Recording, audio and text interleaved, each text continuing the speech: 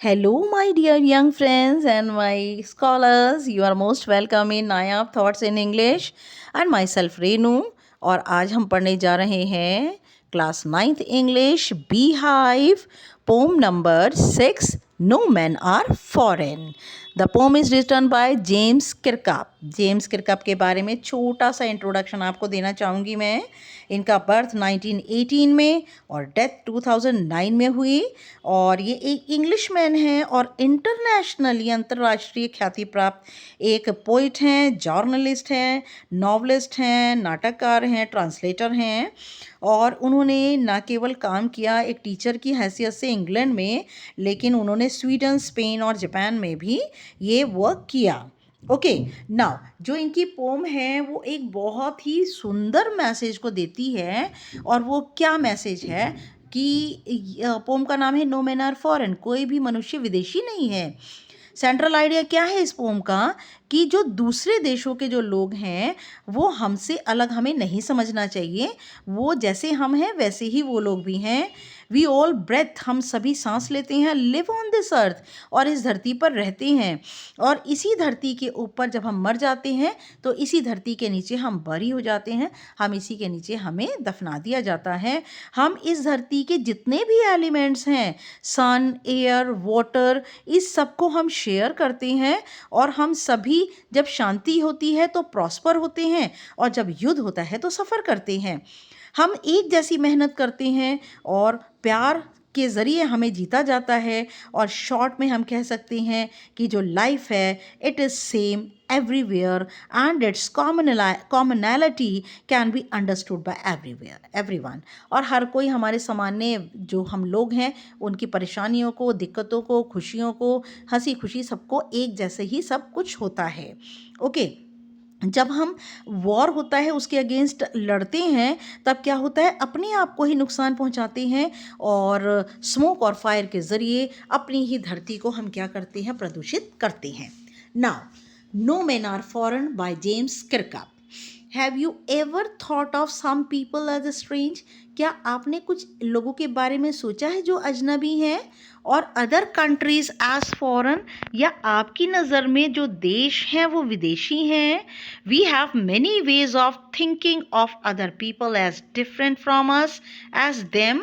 और हमारे पास बहुत तरीके हैं सोचने के दूसरे लोगों को जो कि हमसे अलग हैं. They may belong to a different country, वे अलग अलग देशों के हो सकते हैं और स्पीक अ डिफरेंट लैंग्वेज, या फिर अलग भाषा बोल सकते हैं.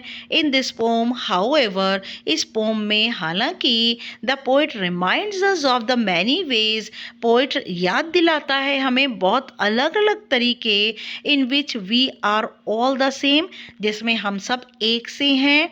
For we are all human, हम सभी के सभी मनुष्य हैं. नाउ देखिए यहाँ पर 4 लाइन्स करके दी हुई हैं.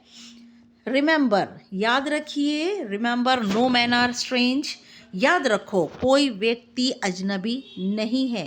नो कंट्रीज फॉरेन, कोई भी देश विदेशी नहीं है. बीनीथ ऑल यूनिफॉर्म, सभी कपड़ों के नीचे. अ सिंगल बॉडी ब्रेथ्स, एक जैसा शरीर सांस लेता है. लाइक आवर्स, हमारी ही तरह. The land our brothers walk upon, जिस ज़मीन पर हम चलते हैं उसी ज़मीन पर हमारे भाई भी चलते हैं. इज़ अर्थ लाइक दिस, ज़मीन सब जगह एक सी है. इन विच वी ऑल लाई, जिस पर हम सभी हैं, पड़े होते हैं. हम सभी मरने के बाद दफन होते हैं. इसमें बेटा फॉरेन, ब्रेथ्स, अपॉन, लाई, कोई राइमिंग स्कीम इसमें नहीं है, क्योंकि लास्ट के जो वर्ड्स हैं वो सेम साउंड एक दूसरे से नहीं होते.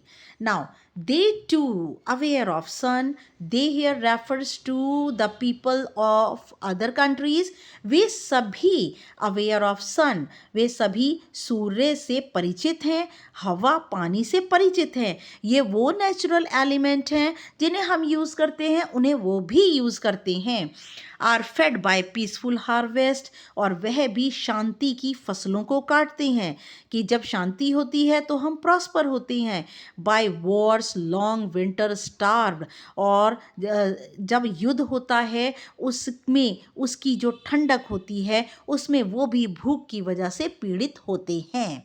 ना जो वॉर है उसकी कंपैरिजन विंटर से की है कि जब हमें खाने पीने के लिए बाहर निकलने का नहीं मिलता और हम भूख से तड़पते हैं।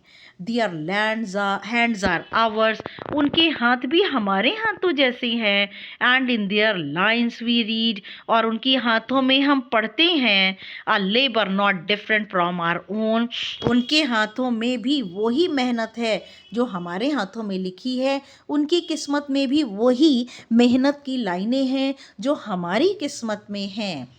Remember they have eyes like ours, याद रखिए उनके पास भी वही आँखें हैं। दैट वेक और स्लीप, जो कि जागती हैं और सोती हैं।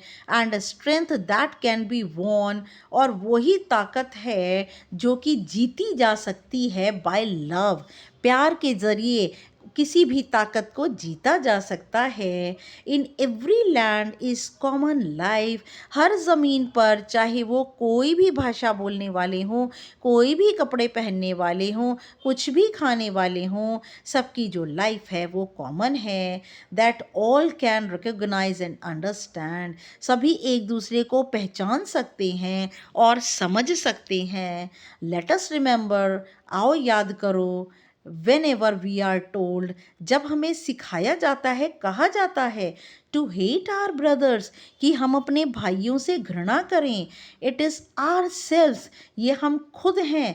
दैट वी शैल डिस्पोजेस, कि हम वंचित हो जाते हैं। जब हम घृणा करते हैं ना अपने भाइयों से, तो हम सब चीज़ों से वंचित हो जाते हैं, हमसे सब चीज़ें छिन जाती हैं।